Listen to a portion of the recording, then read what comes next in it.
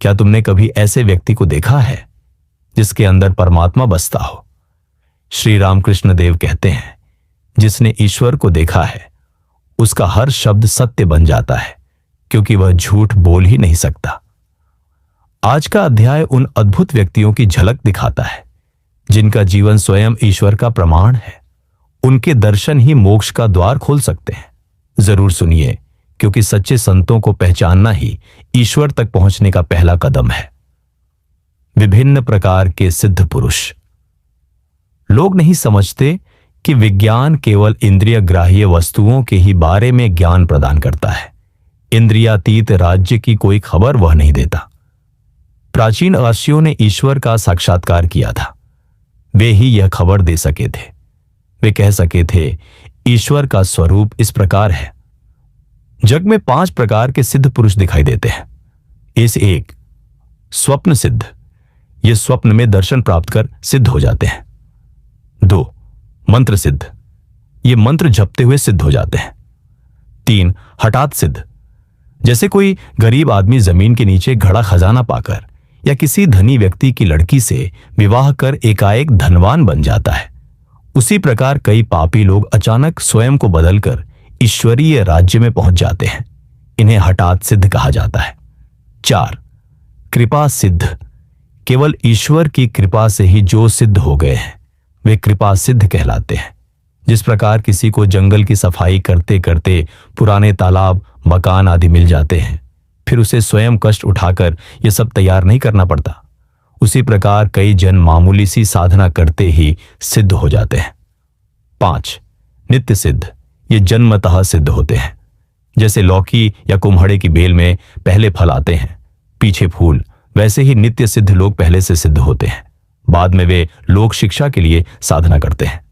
शाक्त मतानुसार सिद्ध पुरुष को कौल, वेदांत मतानुसार परमहंस और बाउल नामक वैष्णव मतानुसार साईं कहते हैं। कुछ लोग होते हैं जो आम खाकर मुंह पोंछकर बैठे रहते हैं ताकि कोई जान न पाए, पर कोई कोई ऐसे भी होते हैं कि उन्हें यदि एक भी आम मिल जाए तो वे उसे काटकर सबको थोड़ा थोड़ा बांटने के बाद स्वयं खाते हैं। इसी प्रकार कुछ साधक होते हैं जो ईश्वर दर्शन का आनंद प्राप्त करने के बाद दूसरों को भी वह आनंद छकाने का प्रयत्न करते हैं। ईश्वर उपलब्धि के बाद की अवस्था। ईश्वर दर्शन कर लेने के बाद मनुष्य पूर्ण रूप से परिवर्तित हो जाता है। किसी किसी का चैतन्य जाग जाता है, परंतु इसके कुछ लक्षण हैं। ऐसे व्यक्ति को ईश्वरीय प्रसंग छोड़ दूसरा कुछ भी सुनना या बोलना अच्छा नहीं लगता। जैसे चातक पक्षी। 7 समुद्र, गंगा, यमुना आदि नदियां, ये सभी जल से पूर्ण हैं, परंतु चातक वृष्टि का ही जल चाहता है। मारे प्यास के छाती फटी जा रही है, फिर भी वह दूसरा जल नहीं पीता। हृदय में ईश्वर के आगमन का लक्षण क्या है? जिस प्रकार उषा की लाली सूर्य के उदित होने की सूचना देती है, उसी प्रकार निस्वार्थता, पवित्रता तथा सज्जनता ईश्वर के आगमन की सूचना देती है। जिस प्रकार मालिक किसी नौकर के घर जाने से पहले अपने भंडार से साज सामान, अपने बैठने लायक आसन, भोजन सामग्री आदि भिजवा देता है, उसी प्रकार हरि भी साधक के हृदय भवन में आविर्भूत होने से पहले उसमें प्रेम, भक्ति, विश्वास, व्याकुलता आदि जगह देते हैं। ईश्वर दर्शन होने का एक लक्षण है आनंद। जैसे समुद्र में ऊपर तो तरंगों का खूब हिल्लोल कल्लोल रहता है, परंतु नीचे शांत गंभीर जल होता है। ईश्वरीय आनंद की प्राप्ति होने पर मनुष्य उस नशे में मस्त हो जाता है। शराब न पीते हुए भी वह पूरे शराबी के जैसा प्रतीत होता है। जब मैं अपनी जगत जननी मां के चरणों के दर्शन पाता हूं, तब मैं इतना मत्त हो जाता हूं कि मानो मैंने 5 बोतल शराब पी ली हो। ऐसी अवस्था में बिना विचार किए, चाहे जिसके हाथ का भोजन नहीं लिया जा सकता। मनुष्य के सिद्ध होने पर उसकी अवस्था किस प्रकार की होती है? जैसे आलू, बैंगन आदि सिद्ध होकर नरम हो जाते हैं, वैसे ही मनुष्य सिद्ध होने पर नरम हो जाता है, निरहंकार हो जाता है। सिद्धि प्राप्ति के कुछ लक्षण। यथार्थ आत्मज्ञानी तो वही है जो जीवित रहते हुए भी मृत के समान है, अर्थात जो मृत देह की भांति कामना वासना से रहित हो गया है। श्री रामकृष्ण ने एक बार केशव सेन से कहा था, यदि तुम और थोड़े उन्नत होकर उच्च तत्वों का प्रचार करने लगो तो तुम्हारा दल बल कुछ नहीं टिक पाएगा। ज्ञान की अवस्था में दल बल स्वप्नवत मिथ्या प्रतीत होते हैं। ज्ञान लाभ होने पर ईश्वर दूर के नहीं प्रतीत होते, तब फिर वे नहीं रह जाते, ये बन जाते हैं। हृदय में ही उनके दर्शन होते हैं। वे सबके भीतर हैं, जो उन्हें खोजता है वही पाता है। जिस प्रकार जल में डुबोया हुआ कुंभ भीतर बाहर जल से पूर्ण रहता है, उसी प्रकार ईश्वर में मग्न हुआ व्यक्ति भीतर बाहर सर्वत्र सर्वव्यापी ईश्वर को ही देखता है। ईश्वर लाभ हो जाने के बाद सर्वत्र सभी वस्तु में वे ही विराजमान दिखाई देते हैं, परंतु मनुष्यों में उनका अधिक प्रकाश है।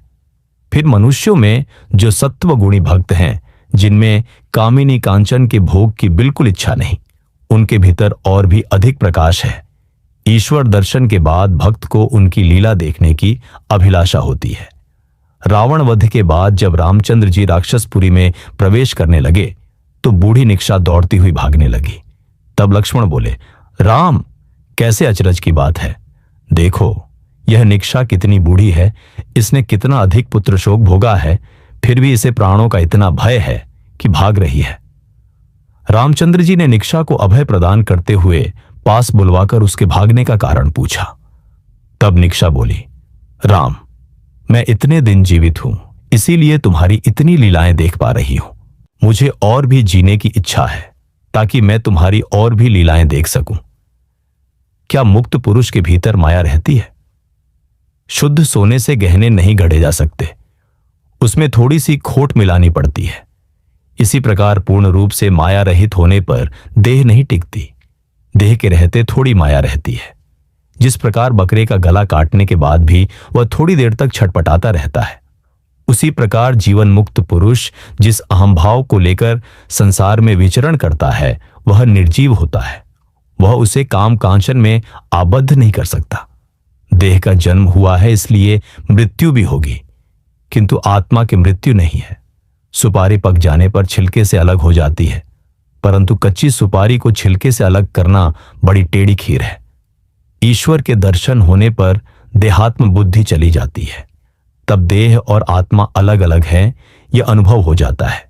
यहूदियों ने ईसा मसीह को क्रूस पर चढ़ा उनकी देह में कीलें ठोकी, पर तब भी उन्होंने उनके कल्याण के लिए प्रार्थना की। यह कैसे संभव है? गीले नारियल में कील ठोकने से वह भीतरी गरी तक जा चुभती है, परंतु नारियल के सूख जाने पर गरी खोपड़े से अलग हो जाती है। तब बाहर कील ठोकने पर वह गरी को नहीं लगती। ईसा मसीह सूखे खोपड़े की तरह थे, वे देह से अलग थे, इसलिए देह के कष्ट से उन्हें पीड़ा नहीं पहुंच सकी। देह में कीलें ठोकने पर भी उन्होंने आनंदित चित्त से वैरियों के कल्याण के लिए प्रार्थना की थी। सिद्ध पुरुष की निर्विकारता। जब नारियल के पेड़ की टहनी झड़ जाती है तो उसकी जगह सिर्फ उसका निशान रह जाता है, जिसे पता चलता है कि इस स्थान पर किसी समय एक टहनी थी। इसी प्रकार जिसे ईश्वर लाभ हो जाता है, उसमें अहंकार का केवल चिन्ह भर रह जाता है, काम क्रोध आदि का केवल आकार मात्र रह जाता है। उसकी अवस्था बालक की सी हो जाती है। बालक का सत्व रज तम में से किसी भी गुण से लगाव नहीं होता। बालक के मन में किसी वस्तु के प्रति खिंचाव पैदा होने में जितना समय लगता है, उस वस्तु को छोड़ देने में भी उसे उतना ही समय लगता है। तुम चाहे तो उससे एक 5 रुपए कीमत की धोती अधेली की गुड़िया दे फुसला कर ले सकते हो, भले ही पहले वह बड़े जोर के साथ कहे, नहीं, मैं नहीं दूंगा, मेरे बाबूजी ने मोल ले दी है। फिर बालक के लिए सब समान है, ये बड़े हैं, वह छोटा है, यह ज्ञान उसे नहीं है, इसीलिए उसे जाति पांति का विचार नहीं है। मां ने कह दिया, वह तेरा दादा है, फिर चाहे वह लोहार ही हो, वह उसके साथ बैठकर एक ही थाली में से रोटी खाएगा। बालक को घृणा नहीं, शुचि अशुचि का ज्ञान नहीं, शौच के बाद हाथ नहीं मटियाता। मुक्त पुरुष संसार में किस तरह रहते हैं जानते हो? पनडुब्बी चिड़िया की तरह, जो पानी में रहती तो है, पर उसके बदन पर पानी नहीं लगता। अगर कभी थोड़ा सा लग भी जाए तो एक बार बदन को झाड़ लेने से तुरंत सब पानी झड़ जाता है। सांप को पकड़ने जाओ तो तुरंत काट खाता है, पर कोई अगर मंत्र जान ले तो कई सांपों को अपने गले में लपेटकर खेल दिखला सकता है। उसी प्रकार ज्ञान लाभ कर लेने के पश्चात मनुष्य पर कामिनी कांचन का परिणाम नहीं होता। मेढक के बच्चे की जब दुम झड़ जाती है तब वह पानी में भी रह सकता है और जमीन पर भी। अविद्या रूपी दुम के झड़ जाने पर मनुष्य मुक्त हो जाता है, तब वह सच्चिदानंद भगवान में भी मग्न रह सकता है और संसार में भी विचरण कर सकता है। हवा चंदन की सुगंध और विष्ठा की दुर्गंध दोनों को लेकर बहती है, परंतु उनमें से किसी की भी साथ मिल नहीं जाती। इसी प्रकार मुक्त पुरुष भी संसार में रहते तो हैं, परंतु वे संसार के साथ मिलकर एक नहीं हो जाते। लोहा यदि एक बार पारस पत्थर को छूकर सोना बन जाए तो फिर उसे चाहे मिट्टी के भीतर गाड़ रखो, चाहे कूड़े में फेंक दो, वह सोना ही बना रहेगा, फिर लोहा नहीं बनेगा। जिन्होंने भगवान का लाभ कर लिया है उनकी अवस्था भी इसी प्रकार होती है। वे चाहे संसार में रहें चाहे वन में, उन्हें किसी प्रकार का दोष छू नहीं सकता। दूध को पानी में छोड़ दो तो वह पानी के साथ मिलकर एक हो जाता है, परंतु यदि उसका मक्खन बना लिया जाए तो फिर वह पानी में नहीं मिलता, तब वह पानी पर तैरने लगता है। इसी तरह ईश्वर लाभ कर लेने के पश्चात मनुष्य हजारों संसारासक्त बद्ध जीवों के बीच रहकर भी स्वयं बद्ध नहीं होता। जिसने जीव, जगत तथा ब्रह्म इन तीनों के एकत्व की उपलब्धि कर ली है, उसे अच्छे और बुरे का बंधन बांध नहीं सकता। सिद्ध पुरुष अच्छे और बुरे के पार होते हैं। पहाड़ पर चढ़ने के पहले पठार पर छोटी छोटी घास और बड़े बड़े पेड़ देखकर मनुष्य सोचता है, यह घास कितनी छोटी है और ये पेड़ कितने बड़े हैं। परंतु जब वह पहाड़ पर चढ़कर देखता है तो उसे घास और बड़े पेड़ सब एक से दिखाई देते हैं। इसी प्रकार सांसारिक दृष्टि से देखने पर छोटे बड़े का कितना भेद दिखाई पड़ता है। कहां राजा और कहां भिखारी, कहां माता पिता और कहां संतान। परंतु ईश्वर की ओर दृष्टि पड़ते ही सब समान हो जाते हैं। तब उन्हीं की सेवा परम कर्तव्य बन बैठती है। रानी रासामणि के काली मंदिर में एक बार एक पागल सा साधु आया था। एक दिन उसे कुछ खाने नहीं मिला, पर उसने किसी से कुछ नहीं मांगा। एक जगह एक कुत्ते को झूठी पत्तलों में से जूठन खाते देख वह उसका कान पकड़कर बोला, तुम खाते हो, हमको नहीं देते, और उसी के साथ खाने लग गया। फिर काली माता के मंदिर में जाकर उसने ऐसी अपूर्व स्तवस्तुति की कि मंदिर मानो कंपित हो उठा। बाद में जब वह जाने लगा तब श्री रामकृष्ण ने अपने भांजे हृदय को उसके साथ जाकर देखने कहा। हृदय के उसके पीछे पीछे थोड़ी दूर जाते ही उस साधु ने पलटकर कहा, तू क्यों आ रहा है? हृदय ने कहा, मैं कुछ उपदेश चाहता हूं। तब साधु ने कहा, जिस समय तुझे यह नाले का पानी और वह गंगा का पानी दोनों एक प्रतीत होंगे, जिस समय यह शहनाई की आवाज और कोलाहल की आवाज एक ही मालूम होंगी, उस समय तुझे ठीक ठीक ज्ञान लाभ होगा। श्री रामकृष्ण कहा करते, उस व्यक्ति की ज्ञानोन्माद अवस्था थी। सिद्ध पुरुष संसार में बालकवत, पिशाचवत या उन्मत्तवत विचरण किया करते हैं। परमहंस की अवस्था बालक जैसी होती है। 5 वर्ष के बालक की तरह उसे स्त्री और पुरुष में भेद नहीं मालूम होता, परंतु फिर भी संसार के सामने आदर्श रखने के लिए उसे कामिनी से सावधानी बरतनी चाहिए। एक बार जनक राजा की सभा में एक सन्यासिनी आई।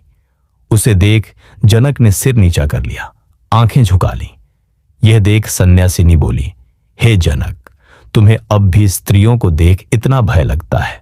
पूर्ण ज्ञान हो जाने पर 5 साल के बच्चे का सा स्वभाव हो जाता है।